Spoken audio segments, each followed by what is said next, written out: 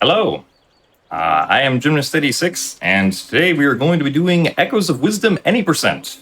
Echoes of Wisdom, the newest Zelda game that just came out a couple weeks ago, where you get to play as Zelda. So with me today on commentary, I have Glubbers. Glubbers, say hello. Hello, I'm Glubbers. Excellent. Thank you, Glubbers. All right, well, let's jump right in here with a new game. We will begin in 3, 2, 1, go. I almost pressed spacebar as if I had live split open. I do not have live split open. Any reason why not? Jim, do you typically keep live split on during the run? Not during marathon runs, no. Not usually. But yeah, so here we are. The premise of this game is that, usually Zelda is typically the damsel in distress in some manner in the Zelda games, and Link has to go and save Zelda. But this game gets real creative and turns that around. So for the first part of the game here, we are going to be playing as Link. We're going to have Link's abilities for the first few minutes, and we're going to go and try to save Zelda. So not a whole lot happens during this section, kind of just a tutorial section for how to play as Link. You can jump, we got sword slashies, we got the bow, we got bombs. The typical getup from Link here. And we kind of just have to go through this area. The game's going to present us with some enemies. Most of them we can just kind of skip past on our way to the first real fight of the game. Yep, we're going to see some interesting strats when we get to that first fight. The first bit of strat is right here, just quickly getting the Dark Nuts in a circle so that we can finish them off with one quick spin, or charge spin. And then, mostly this is just platforming, which is a little bit different for a Zelda game. We're just going to be jumping around, getting through these rooms as quickly as possible, avoiding enemies as much as we can. So, like, for example, here, what Jim's going to do is he's going to go to the edge of this platform and barely make a jump onto the other edge, and get straight through the door there. Gonna run by these Dark Nuts and go straight into the first boss of the game. So that very quickly. Yep, so this is going to be the Ganon fight. We're going to start things off with a Bombchu and an arrow for phase 1. Quickly takes care of him. For phase 2, we got 3 bombs to the left over here, followed by an arrow shot. And then for phase 3, we got 2 bombs to the left and an arrow shot, followed by 2 bombs to the right and an arrow shot. Hoping he spawns in the right position. Okay, very good. Oh, my arrows missed. Okay, well, that still works. Very good. Yeah, the arrow was supposed to blow up the bombs quicker, but we can't just wait for the bombs to. All right, and now we get to the first of many unskippable cutscenes in this game.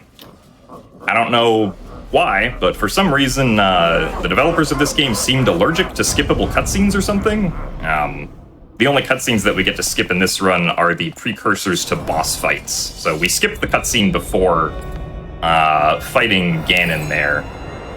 But for a while, that's going to be about the only one we're going to be able to skip, unfortunately. And now Link is gone. So this is where we get to start to play as Zelda. Where our first goal Link. is to just bash out of this crystal here.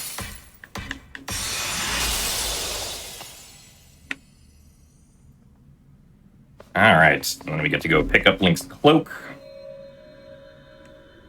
If we have time for any donations, we can do them now while we do the Zelda escape sequence.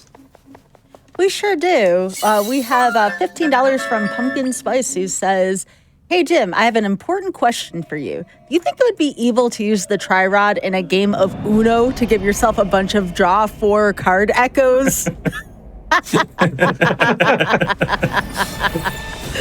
Thanks, Pumpkin Spice. That's good. That's you win, Pumpkin. I admit it. Oh my goodness. So we have also $17 from Bradley, who says, "Thank you for another great day for a great cause." So again, we had talked in the interview, Jim. So what was like the hardest thing about learning this game initially? Was there something that kind of got in the way or something that was kind of awkward to learn in such a quick time turnaround? I would say the hardest thing about learning, at least the route that I currently do for this game, was definitely the final boss. So you may have noticed that the run estimate is 1 hour. Currently, completing this game without using any glitches whatsoever takes about 4 hours, so we're going to be doing some pretty hefty skipping during this run. And when we get to the final boss, which we will not name until we get there, just to keep spoilers on the down low for those who may want to watch the start of this run but have not gotten there yet. The final boss is definitely a bit tricky to do with the limited amount of tools that we're going to have when we get there, so I would definitely say the final boss is probably the most intense part of the run. I have one more thing I'd like to say regarding a milestone incentive, if you're all right with that. Oh yeah, perfectly fine. All right, so we did just open up a milestone at 43,000.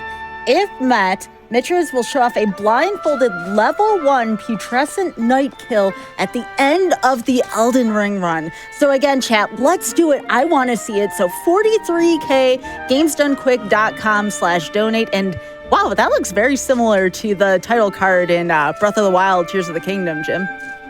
Yeah, it seems that the last few Zelda games have had these like big establishing shots to show you the world when you first get out of whatever cave that you start in. All those 3 games also start in caves. It's a little bit of a trend that they've got going, especially since the whole Zelda franchise has been stated before to have been based on going and exploring caves and forests as a kid. So yeah, that is true. Wonder if it's... And so now we finally get to Hyrule Castle Town. Not a whole lot's going to be going on here either. We're just going to kind of walk into some cutscenes. Fun fact, though, normally the game is shown from this, like, slightly off from top perspective that, like, you would normally expect to play as. But if you actually click in the right stick while you're playing, you can get the camera to go directly above Zelda, or Link if you're playing during the brief section as Link. Which I don't think is something that they tell you about in the game, or at least I never saw any indication for it, and just happened to learn about it by watching someone else. So it's weirdly not a toggle. You have to like hold in the right stick to keep the camera like that, but neat little fact if you want to see the game from a slightly different perspective, literally. Yeah, this game's got a minor problem with not telling you some of the controls. I know that the Echo menu, they tell you is D-pad right, but it's also left trigger. Yeah, and I kind of wish in my casual playthrough I'd known about left trigger, because left trigger is definitely, like, better for smooth gameplay, in my opinion. Not that D-pad right is too bad, but, like... No, definitely not. Yeah, so now we got some... we got some more unskippable cutscenes. I believe this one is 4 minutes long, or almost 4 minutes long of unskippable cutscenes, where we get to learn about the fact that rifts are opening up all around the world and are swallowing people. I guess people just kind of fall into them, unfortunately. And we also get to see the stilled enemies that get produced that are coming out here. Jim, you sound so judgmental of these unskippable cutscenes. You're like, there's another unskippable cutscene. Listen, with how much I play these Zelda games, if a cutscene is not skippable, that is valuable time that is being spent doing nothing, essentially, in this cutscene. And this is why we like Twilight Princess, right? Yes, this is like Twilight Princess, which allows you to skip pretty much all of its cutscenes. But I guess skippable cutscenes were not high on the developer Trello for this game or whatever. So, I think that there should be a thing as soon as you defeat the game the first time that the cutscene should be skippable. That's where I feel like. Right. That seems like it would be reasonable, right?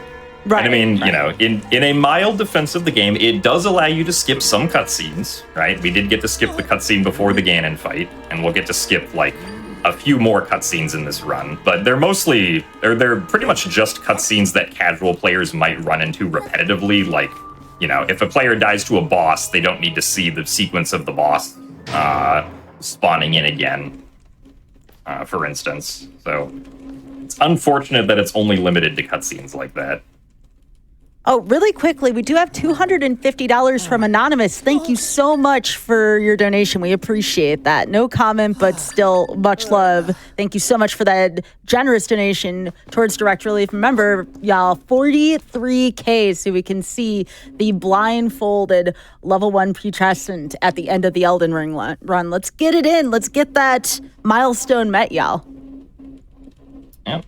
And so we got control there for about 8 seconds, and now we get another cutscene. It doesn't matter what we did during those 8 seconds, we just kind of arbitrarily got control, and now we're thrust into more cutscenes. So I guess if you want to, Sky, you can just read some more donations for us. Oh, absolutely. So we have $15 from Lady Antisocial, who says, I'm prepared to learn all the ways I've been playing this game wrong. Well, to be fair, this game did just come out, so I don't know if there's any quote-unquote wrong way to play it, except for apparently having unskippable cutscenes. That's the wrong thing, and that's not your fault. We have $50 from Zora Master, who says, 10 tickets for the hype train. Choo-choo. Yeah, let's do a $5 or $10 hype train. You know, let's get some tickets so we can see blindfolded content at the end of Elden Ring. I want to see blindfolded content, so let's go do the thing.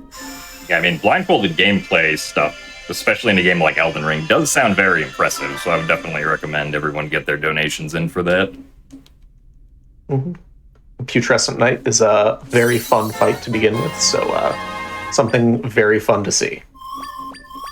Oh, also, too, remember that we do have the bid war for the character name also in Elden Ring, which, by the way, Gymnast, you also have been suggested as a name for the character name in Elden Ring. So right now, Alan Wake's in the lead with 60, but someone did put $15 towards it. And remember, since this is a milestone, you can participate in the bid war and the milestone at the same time. You're getting a 2-for-1 deal on the incentives, y'all. These are just hot deals at the end of this wonderful marathon that we've done for disaster relief done quick. Jim, here's to hoping there's no more unskippable cutscenes anytime soon. I want you to be able to play the game. Yeah, we do get a little bit of gameplay here. We got the stealth section with the guards, which for the most part is not too bad. We can kind of just hop over stuff. I'm doing a small technique that allows me to jump while I'm placing down the table echo here, just for some very slightly faster movement. Although in this next part it will be necessary to avoid this guard, so hopefully we successfully do that. If we don't get it, then the guard's going to catch us. Oh, but the guard still got us anyway. That's unfortunate. Yeah, I think the pathing that I took there was not quite optimal, and so the guard got me. So the game throws us all the way back here, which isn't actually that bad. We can just kind of go out and do it again. And if we happen to get caught another time, we don't even get sent all the way back out here. We just kind of get sent back to the section that we failed, which is a pretty nice like quality of life thing when playing casually. Yeah, so they did have some quality of life options. Yeah. Just the start button wasn't one of them. Oh my goodness gracious. Are we within $2,000? Looks like it. We are over $41,000. We have a $350 donation from Sam the Book. No comment, but thank you very much for your donation. We appreciate that. So much generosity here. Thank you so much, y'all. Let's keep on going for that incentive. Yeah, so there I did a slower but much easier strat where we just push the pot down to make the guard go to the other side. And we can walk around him very easily. And we have a reference to one of Jim's favorite Zelda games right here, one of the goddess statues from Skyward Sword. Ah, yes. I do like me some Skyward Sword. Well, we get into yet another unskippable cutscene. Yeah, well, we get more unskippable cutscenes. Are y'all keeping count for these unskippable cutscenes? I believe this one is 1 minute and 47 seconds long, if I'm remembering correctly.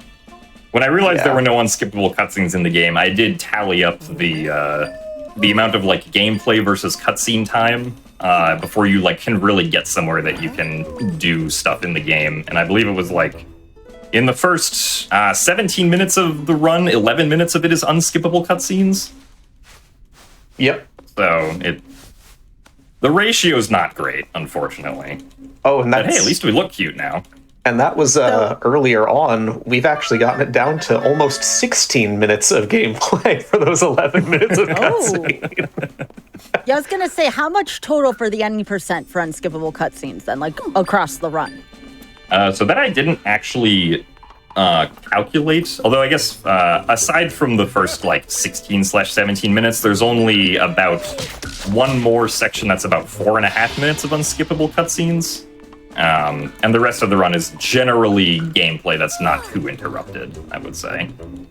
Jim doesn't want to think about how much time has been dedicated in life to unskippable cutscenes. I really don't, especially as someone who plays Wind Waker. Oh no. How about you, Glubbers? You play anything with unskippable cutscenes in it? Wind Waker. Okay. That'll do it, yeah. That's one of my favorite things is there's been, with intro skipping in all of these Zelda games that are adding it, I've seen a few runners add real-time save to their layouts, which is always fun to see and a little disheartening to hear. Oh, I've lost 23 days of my life to resetting. No, I don't want to think about that. These are thoughts right now that we're having. That was an actual realization of an Ocarina of Time runner. Oh no. Alright, so we picked up the bed echo, everyone's favorite echo. We'll be using the bed a lot, so I'm sure everyone will like that. We're also going to pick up the boulder echo here. We don't really need the boulder echo for anything, but it can be used for some safety during the final boss fight during certain sections. We're also not going to use it here. We're instead going to use a bed to break these boxes to get underwater, because it is slightly faster to do that instead of menuing over to the boulder to cause the boxes to sink down. And of course, because we have the ability to spin, we're going to be spinning everywhere, because spinning does increase your speed very slightly. Mm-hmm. And one thing that we kind of glossed over earlier when we had the spinning ability, you can do kind of a momentum buffer into the jump with your spin. So if you do it towards the edge when you go into a jump, you can get an extended jump out of it, which lets you clear some gaps you wouldn't normally be able to clear. Yeah, so that's why we didn't have to pick up the decorative tree echo, I think it's called. Mm-hmm. I think in total we're going to pick up, 7 echoes for this run? For those of you wondering, it is possible to beat the game with just the table. I believe the current record for that is 1 hour and 50 minutes. But it has been done before. The 1 echo speed run. Yeah, I know that there was very early on within the first few days, people were already talking about minimum echoes, but it's down to 1 already. So unless somebody figures out 0 echoes, we're there. Now I think it's minimum echoes glitchless, which I believe is 5, if I'm remembering correctly. Not going to say for what, because that gets into, like, spoiler things for later parts of the game. Mm-hmm. Yeah, so here we're just going to jump over these sea urchins, make some bed staircases, use this rock to kill this sea urchin, and get the sea urchin echo. Sea urchin echo will also be very useful for dealing damage. And also, I think we're going to be forced to pick up this rupee here. Yeah, I couldn't really get around that, but that's fine. I think so far I've only had 1 run that never picked up a rupee, so it's pretty rare to get a run that manages to save time by not picking up a rupee. Yeah, there's a few places where you end up getting rupee spawns, so it's better just get it out of the way. It's pretty rare to, like you said, skip it completely. Yeah. Alright, we made it through the southern cave. Now we can get to the southern prairie and southern village, which we will also just be spinning past. We are unfortunately going to avoid the trampoline. The trampoline will not be used in this run. I'm sorry. Trampoline strats I personally liked the trampoline a lot. I also really liked the trampoline. The game makes us pick up this waypoint here because it wants to teach you about waypoints. And while this waypoint specifically is not useful, there are some other waypoints that we're going to be using, which are sort of going to be our key for breaking the game here and skipping quite a lot of it. But we do have a little to go before that. We're kind of just doing the regular quest in the southern region here, where we're going to be going to the stilled southern world as well as the southern ruins, which is the game's first dungeon. Mm-hmm.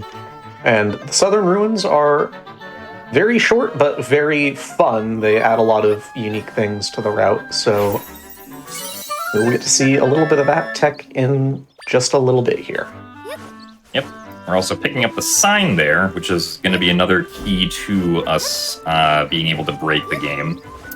Once it's time. It's not quite time yet. And then we're going to pick up this waypoint. We're going to actually use this waypoint later, so it's just faster to pick this one up for us. And we get our introduction to the Stilled World. Yeah, we got another unskippable cutscene here. Yep. You have any donations, Sky? Oh, absolutely we do. We have $25 from Ariel Haymarket that says, sending our love out to those affected by the recent storms. Thank you. We have $10 from Honey Bunny. No comment, but thank you very much for your donation.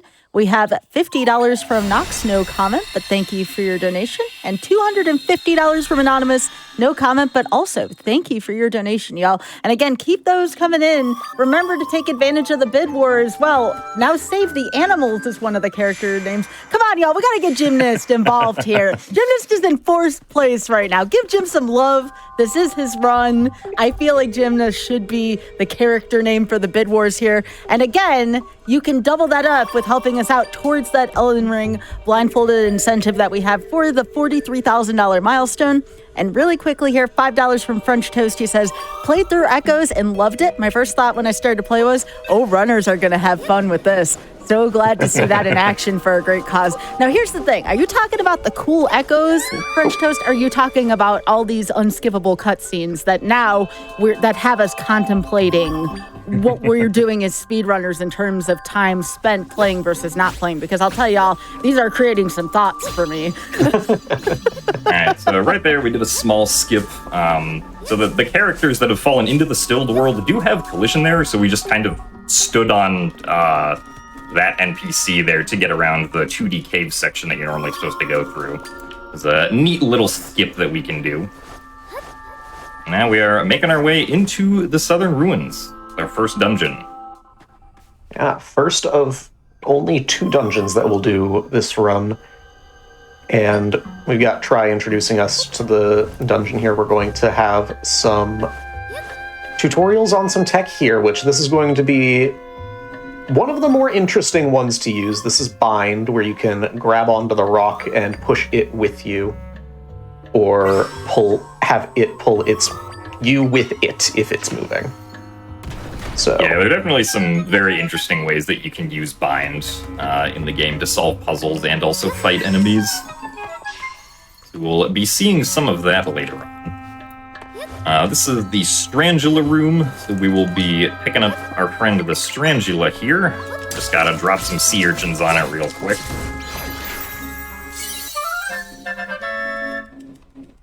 So the Strangula is useful because the Strangula will create a web. As long as it's not too high up, it'll create a web up to the ceiling that is above it, and so we can use that to get up to places very quickly. And then we're also going to pick up the Ignazol here. I almost said the Fire Ignazol. It's not called the Fire Ignazol. It does produce fire, though, which is useful. Well, it can be the Fire Ignazol, because then that's double fire. And true. Fire is, gives me some energy of some other Zelda games where they name things like that. We're also going to pick up our friend the Dark Nut here. Also going to just drop some sea urchins on him. Yeah, sea urchins are very powerful. They kind of just do progressive damage, and damage over time like that is very, very good when we can either lock an enemy in place or an enemy is, for some reason, not moving. We can just stack up the damage real quick with those guys. So this room we have to light some torches up. So we're going to use the Strangula and the Ignazol to light these torches, and then make our way over to the exit of the room. So cool use of the Strangulas there. Skipped having to use Bind on the boulder to pull it away from us. Or to pull it into the gap, I should say.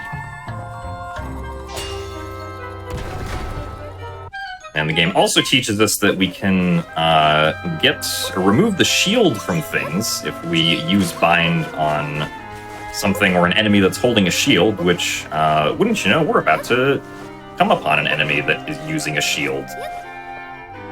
So our mini-boss Link here, we're going to use Bind to pull the shield off of him. And then we're just going to kind of spawn Dark Nuts in front of him and let the Dark Nuts do the work for us. Takes 4 hits for the first phase, and then it's going to take 4 hits once again for the second phase after we pull the shield off again. This time, though, Link can quick spin. He's been upgraded, so he got us there. He quick spun a little too quickly, and so the Dark Nut wasn't able to get the hit off. One more, and there we go. And that was Link. Yep. Now, we've now already defeated both Ganon and Link, and this is shaping up to be an interesting Zelda game where we've already taken down the main protagonist and antagonist. So it seems like my webcam has decided that I am to be blurry now, which unfortunately does happen sometimes, so we're going to try the hand technique to get me back into focus here. There we go. All right. So, defeating Link... Now we got a sword. It's a glowy sword. And now we have a glowy Zelda. Sword. Yes. Glowy Zelda in Link cosplay. So yeah, this is sword fighter form. We're going to use it a few times, just because, you know, it's nice sometimes to have an actual weapon. And we also need sword fighter form to get through the stilled webs there. We're also going to use it here to slash these pots. So that we can get over here to move this rock out of the way faster than we otherwise normally would be able to. Nice. A small little time saver there. Now we get to the, oh no, not quite yet. I don't know why. For some reason, I keep on thinking that a different room is after that one that we just did, but no, it's these rooms. No, I know which room you're thinking it was, and my brain was doing the same thing, so yeah. You're not alone in that. It kind of just makes more sense as progression. But no, we do have this fun room where we get to pull the Babas out of their roots, so we get to do a little bit of weeding. And the weeding rewards us with a small key, so, you know, Zelda's got a part-time job, apparently. The one single small key we will get in this run. So now we just have to go to the other side of this hallway, so we can use our small key. And we come upon the section where the game teaches us about putting statues on specific spots of the floor, using Bind just like this. Okay, now we get to the room down this ladder that I was thinking of earlier. Gonna take out our trusty beds again. That was... this is certainly... That's a bridge of beds right there. I have a tribute to bed bridges if you'd like to hear a quick donation. After this room, because this room is pretty interesting. All we're right, going to put a Strangula here, and then we're actually going to use Zelda to block this platform so that we can get back over here without having to wait for it.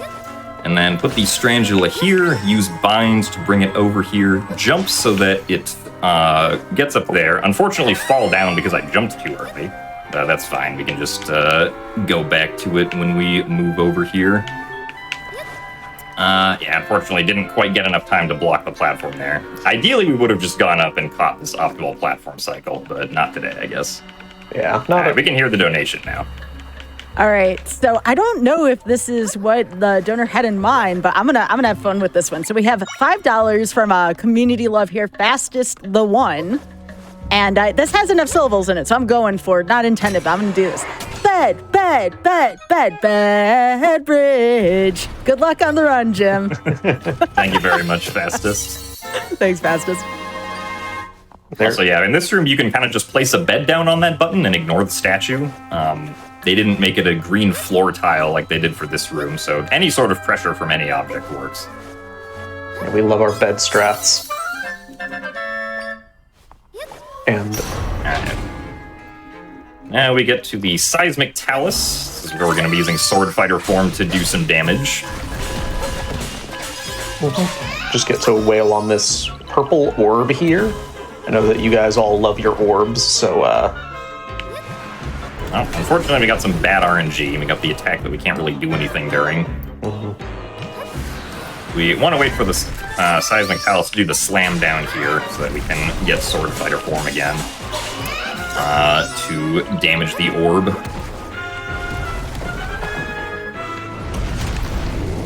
And then hopefully we don't get bad RNG here. Oh, no, we're getting bad RNG, unfortunately. More spinny attacks that we can't do anything during. It's a showcase. Of course we're getting bad RNG. Oh, yeah, of course. That's how it has to work. It's Murphy's Law, I think. Actually, I think it actually is Murphy's Law. Alright, but that was the Seismic Talus. And now we have 4.5 minutes of unskippable cutscenes. This is great. Yep. We get to learn about the universe. This is my favorite part because Tri had said previously, we need to save my friends. And, I was thinking it was a reasonable number of friends, like, maybe 5, 10 friends. And then, no, there's like 50 of them just right there. Yeah, so lore-wise, Tri and its friends are now restoring the rifts in the southern area. So the game uses the rifts in the southern area to force you to do this dungeon first. Once you beat this dungeon, the game becomes a little more open world. You can sort of choose the order that you complete the rest of the dungeons in. And specifically for the trick that we're going to do, to skip over most of the game, we do need access to a part of the world that is not in the Southern Prairie. Also, Tri gets an extra Dorito on its tail now. So now we have 4 Doritos that we can spawn our echoes with.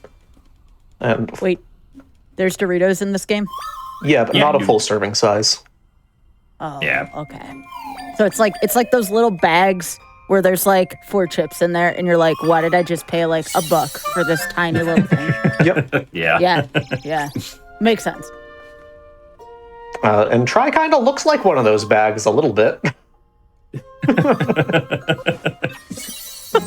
No, has that ever happened to you though? Like you buy those like super tiny bags, like you get them in bulk, and then you open it up and like 3/4 of it's air and like crumbs, and it's like, great.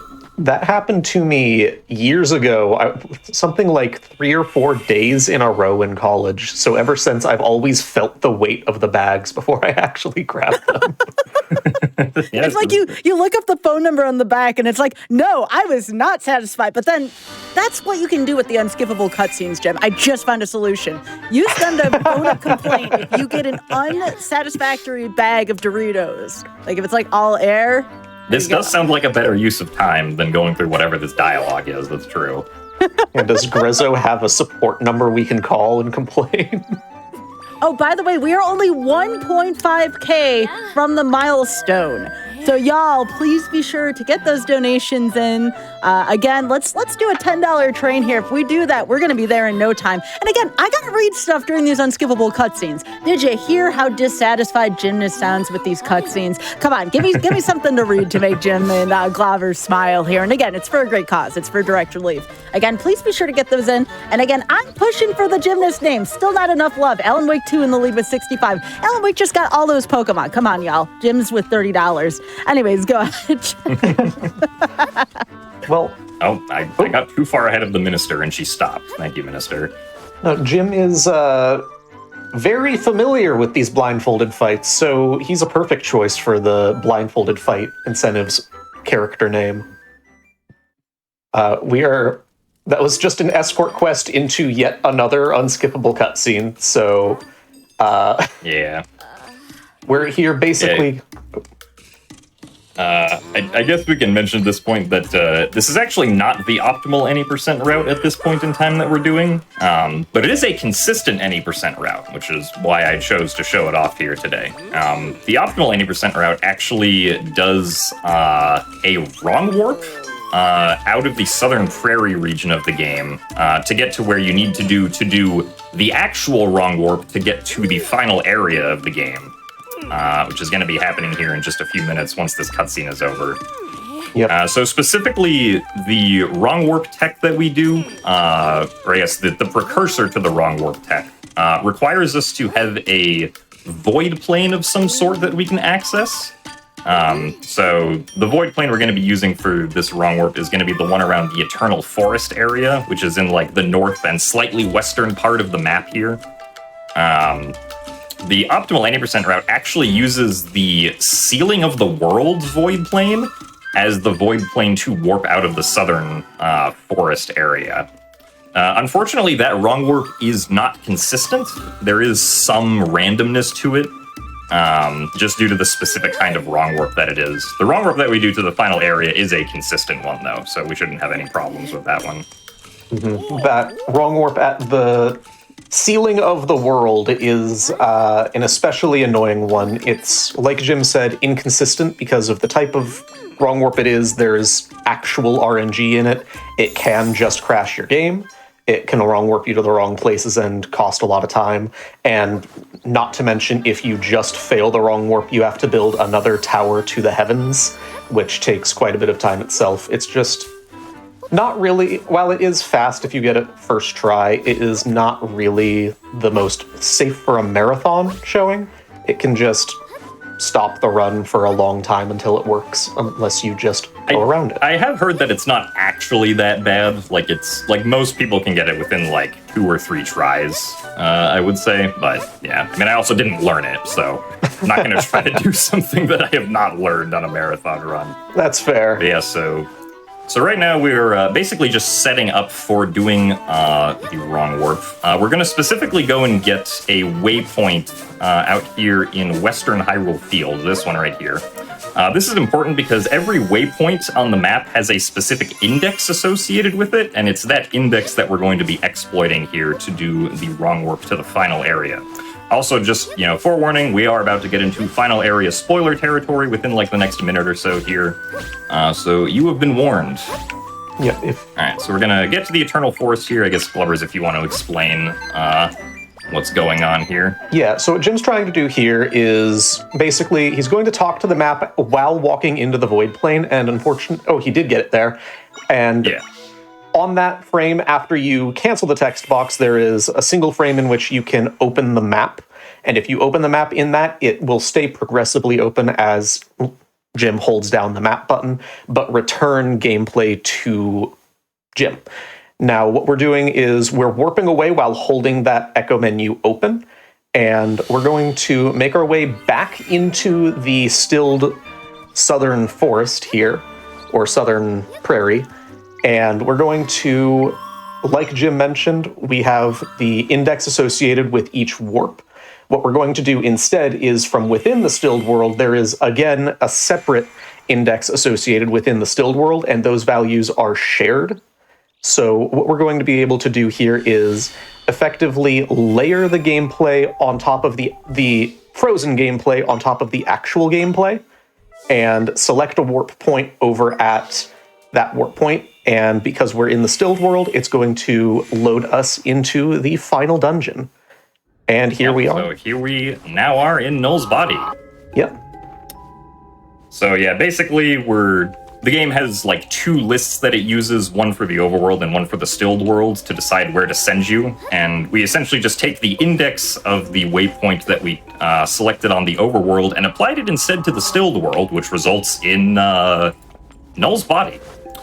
Now we got some interesting fights coming up here if you want to explain this, Glubbers. Yeah, so what Jim's going to do here, how these stilled enemies work is they show up as these blobs that you see, and they chase Zelda around, and with some just timing how the actual motion of the blobs works. For some reason, they end up stopping. Oop, getting hit there, unfortunately. This is kind of the worst. Yeah. I mean, that's fine. Now we get to show off fight strats. Yeah. We're going to use... You're going to probably grab the little bomb-flying guys that I always forget the name of. Yeah. Yeah. Hopefully Link will attack them instead of jumping around. Oh, we got hit by a bomb. That's unfortunate. Well, we're going to be able to okay. retry. We just respawn in front of this room anyway. Unfortunately, the movement that I did for trying to get rid of the stilled blobs wasn't quite correct for the second part, so hopefully we'll do it better this time. Yeah, this is an interesting strat because for some reason they just stop mid-air like that for a short period of time, which gives us just enough time to turn into sword form, which normally we wouldn't have here, but because we wrong warped in here, we did preserve it. We never returned Link's equipment back to him, so we still have sword form. And we can just destroy the blobs before they're actually turning into the enemies. Now, this final one, the Lionel, is even easier because it's on its own. It just circles around Zelda, and we're able to quickly dispatch it without it even needing to stop. Yep. So Glubbers also mentioned that there was a funny effect because we wrong warped in here instead of going the normal way. Another funny effect in this next room is that Link doesn't show up. So if we try to solve this puzzle normally, the game will actually soft lock. But what we can do to get around that is we can hit this switch and pause on the same frame. Nice. Save and then reload the game, and the flag for hitting that switch will be set, so the bars for the next room will be down and open. So that was a lot harder than Jim made it look. That is frame perfect. You can pause buffer it like Jim did, but you have to hit it on the exact frame that the switch is hit by whatever you throw at it, and save the game on that frame, or it's just soft locks. And now we died again to the wolf host. But that's fine, because we respawn immediately outside this room again. Yeah. Do you mind if I share a little more love from your community real quick, Jim? Oh yeah, go ahead. We have $10 from Kanto Karyu, who says, don't forget to grab the Octorok Echo, Jim. Can't beat the game without it, or OOK. I think that's Octorok, but you can let me know if that's something else. Okay. Interesting. Oh, Ook. Ook. The mini boss in the Forest Temple of Twilight Princess. Gotcha. All right. Well, that's actually awesome. Also, somehow I failed to notice that Wolfos wasn't dead. I thought I got him, but I was apparently not paying attention. We were busy trying to figure out what Ook was. What Ook was, yeah. 5 also from Tomodashi, who says, finished Echoes of Wisdom this morning, so I'll be able to watch my favorite Zelda speedrunner run this tonight. Let's go, Jim, and let's go direct relief. Alright, the Wolfos is actually dead, so now we just gotta help Link out here. Oh, come on, Freezer. I know you can die. Oh, Dark Nut, no. The Freezer was... You got him, Dark Nut. There we go. Oh. There we go. Okay. That Freezer is a fun time, isn't it? Yeah.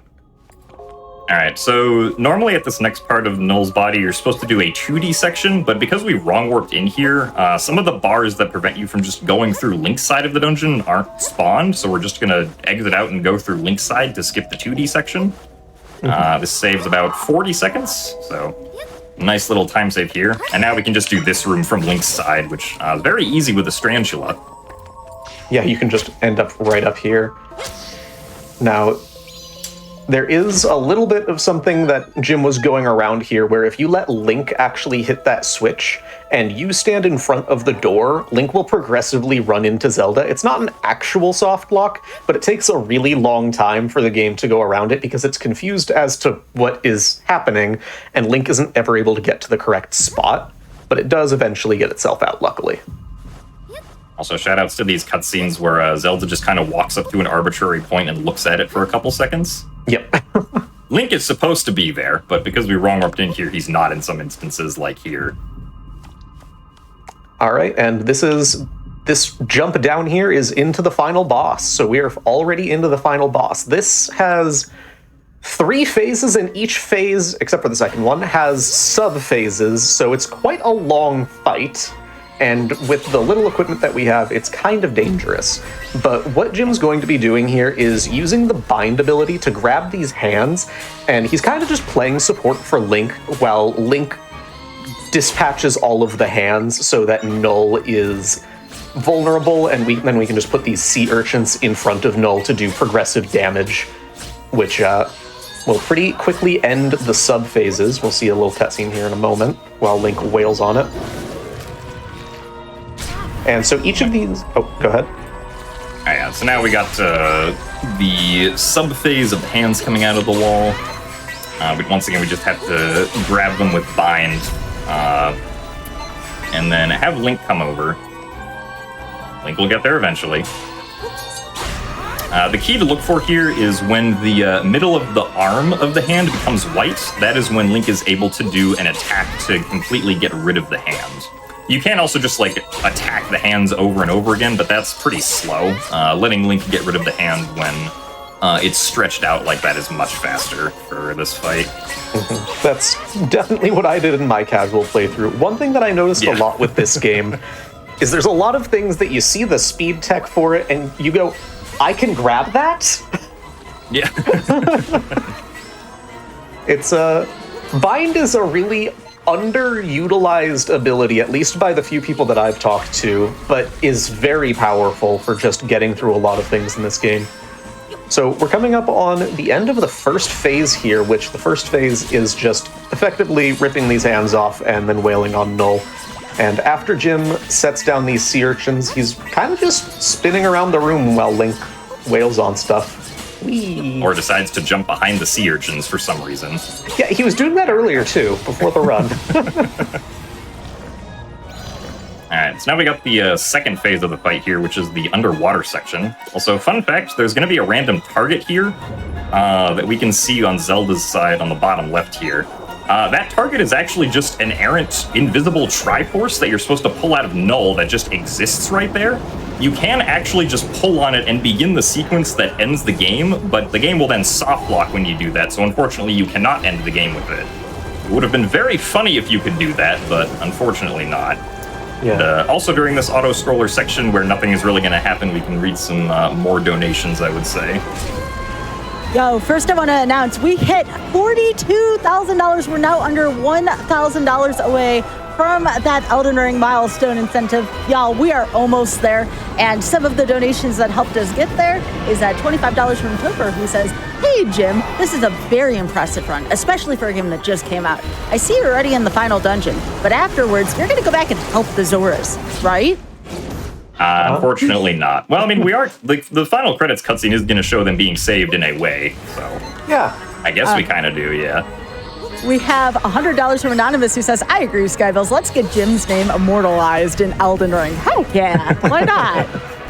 And then $25 from CareBear21 who says, "Love all Zelda games, love seeing Jim crush the newest game. Family time around a GDQ run is our favorite time. Save the animals." Word. I don't know if there's any words in this game, though. All right, Jim, you got this. Well, that was a little interesting there. So this third phase, you start out by... You have a little bit of difference from the first phase, otherwise it's the same, where there's these three hands that have these Try's friends in them, and that's how Null spawns these boss fights. Something interesting happened there where Jim actually got all of the Try hands, but the boss fight was already starting, so it was still triggered. That was a very convenient, inconvenient timing? Interesting timing, we'll say. Also, these phases right here are definitely the scariest ones. During these phases, come on, Link. All right, nice. All right, so we survived the first one there. Zelda also targeted the wrong hand there, which is going to make this a little difficult. Let's see if we can get one off. Okay, we at least got one off there. Somehow that one sea urchin survived and is now dead. Never mind. Goodbye, Jerry. Yeah, so we're going to try to prioritize the hands here that have the tries in them. How did that not work? That was interesting. Yeah, it must have just been bad timing or something. All right, here's where the boulder comes in. We can spawn boulders here to protect ourselves from getting hit by the stilled Scorchills here. Yeah. All right, Link.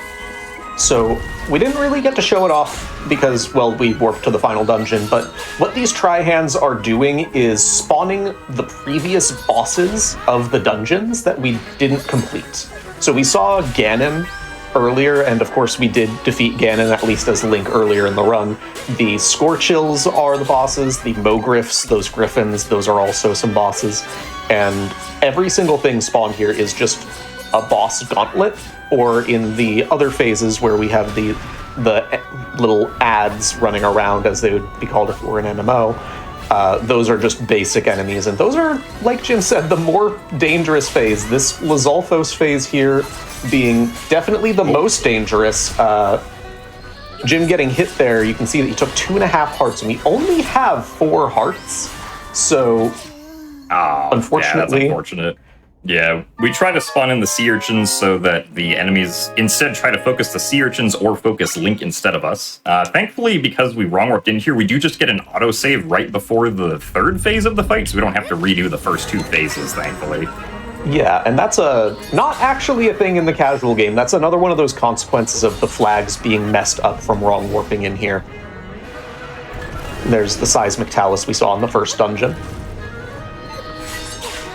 But luckily, only the 1 phase to redo here. Oh, Zelda once again targeted the wrong thing. So we're gonna get another boss spawn here. And for some reason, Zelda targeted Null's actual body there instead of targeting the hand that I was hoping Zelda would target. Link, you are in the way. Alright, Link, we need to get this hand right here, please. If you would mind coming around. Thank you. Thank you, Link. Okay, this. Alright, so this is the first cycle of this fight down again. Gotta spawn in some more sea urchins. Alright, so now we're gonna face the Dark Nut sub-phase again. This one went fine last time, hopefully it'll go fine this time. Alright, we got the first hand spawn down here. Yeah, Link, you would mind coming over here. Alright, very nice. The idea behind setting all of these sea urchin around is basically trying to draw the aggro of these ads away from Zelda, because if Jim gets hit here, oof, he will take... I had to abandon that one, because this Dark Nut is after me. This is a very persistent Dark Nut. Yeah. Usually, or I should say some of the time, when you spawn a sea urchin or whatever you have to block the enemies, and they hit it or they take damage from it, it distracts them and actually draws their aggro, but that Dark Nut was really not... Okay, what is going on with the targeting? Yeah, I don't know. For some reason, Zelda decided to target things that were as far away as possible there. I'm not really sure what happened. Hopefully we'll get some actual targeting here. Yeah, so the hardest part of this run is absolutely the final boss fight, and part of it is balancing all of these enemies that go around and all of the variety of things that we need to do to survive the fight. But it's also just that pesky targeting mechanic that really doesn't like to work completely correctly, or at least to what we would expect it to do. Like, Jim is right next to this hand and decides to grab the boulder. Yeah, maybe get rid of the boulders there. Oh, yeah, Link, please don't block me during that. Would rather not get hit by the Ganon attacks. Oh my goodness, no, please. Yeah, luckily... I just want to target this hand. All right, Link. There we go. Okay. Luckily, these... Coming up on the Lizalfos phase again. Yep. And these will go a little bit better this time. So these spawns are... Oh, this is a weird spawn. I haven't seen this one. Yeah. So these spawns are interesting. There seems to be some amount... Now, of course, this is somewhat speculation because this game is so new, but there seems to be some amount of consistency in spawning. It's some kind of seeding or consistency in spawning based on where Null actually goes into the wall, but it's not entirely RNG. Like, you can detect the patterns, and if you've seen something before, you'll kind of know where the next ones are coming in. But all right, if Link can get over here and get this one for me, no, he's not gonna get there in time before the hand grabs me, unfortunately. There are a lot of Lizalfos here, and... All right, Link, if you can come over and get this one... Oh, that Lizalfos is looking at you. Okay. All right, we at least only have one hand left. Yeah, but grabbing that... Ooh. Oh, no. Yeah, that was unfortunate. The Lizalfos can get pretty wild, unfortunately. It doesn't help that I wasn't able to get 2 of the hands defeated there immediately, because that significantly reduces the amount of enemies that can then spawn. But yeah, unfortunately, Link was just not quite in position there, especially relative to when the floor hand would try to come up and get me. Also, Link decided he didn't want a quick spin there for some reason. He's a little jumpy. Yeah. Alright, we'll go with this one this time. This is going to result in another boss spawn, but that's fine. Well, we like seeing these Mogriffs. So something that Jim's doing here is basically trying to get it so that these tornadoes hit the wall at roughly the same time, or more delaying the second one that goes out, or positioning it in such a way that it ends before the first one, just to minimize the amount of time that we're actually sitting in the boss fight, and so we can get right back to the null fight. There are some other things that you can do to make it even faster, but it's kind of tricky, and when you're spinning around the room so much to avoid damage, you're not always in a good position to get the fastest that you can get, but it's only a minor thing anyways, so. Alright. So we got 2 hands there, that's nice. Oh, we got this Dark Nut to notice us again, that's not great. Can I grab the hand? No, disappeared too quickly.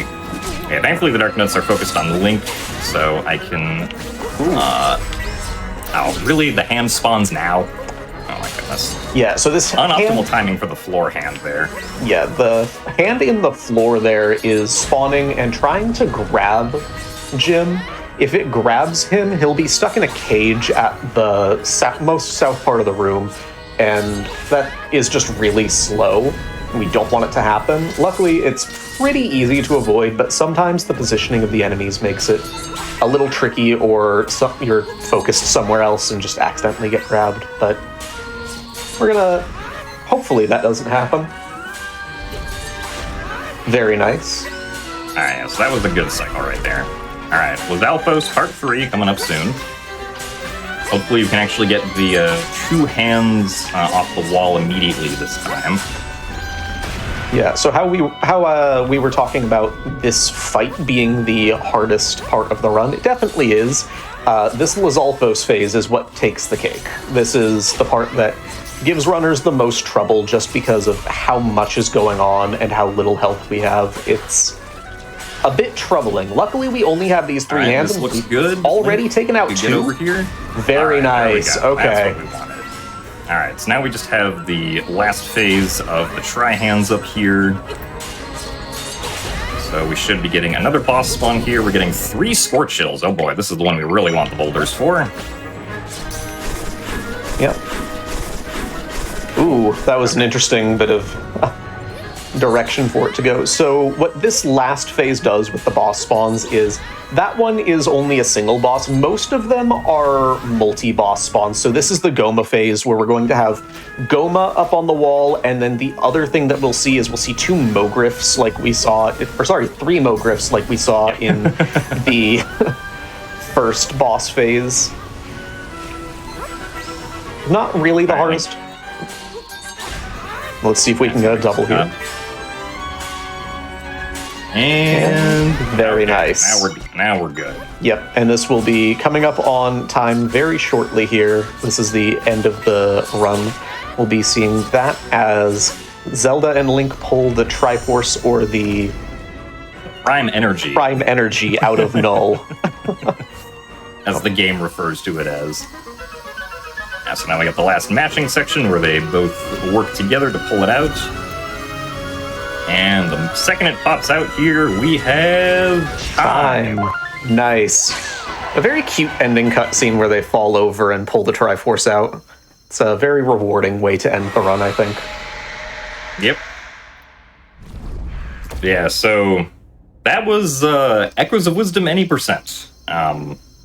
With more deaths than what would be optimal, which would have been 0. But the final dungeon is expectedly difficult to do if you do not come in with very many echoes and only 4 hearts. So, you know, as far as the showcase goes, I think that was perfectly fine. Yeah. gave us extra time to talk about all that really goes into the null fight. So if anything, that was a bit more optimal for talking about it. Yeah. Yeah, so of course, big shout outs to the Echoes of Wisdom speedrunning community, which is currently, I would say, probably flourishing a lot. There's a lot of people running the game. If you yourself, you the viewer, seem interested in running and want to speedrun it, you can go to speedrun.com/EOW to see the leaderboards and also get a link to the Echoes of Wisdom speedrunning Discord server. Of course, any percent is not the only category that exists. We also have things like all dungeons, glitchless, 100%, all that good stuff. Thanks very much, Glubbers, for helping me commentate. If you have any shout-outs you want to give. Yeah, shout-outs to, again, the speedrunning community. They absolutely opened this game right up, and we already, like Jim said, have a flourishing community of all of these fun categories. I'm personally partial to all dungeons unrestricted. We also have an all dungeons restricted category. It's just amazing to see so many people from so many different Zelda communities coming together and having the run break right open and see these people who normally don't interact or maybe don't interact super often come together. It's just an amazing time. So definitely join in if you're interested. Yep, but I think that will be it from us here, so thank you guys very much for watching, and hope you guys enjoy Elden Ring. Maybe my name will be there. We'll see. Yeah.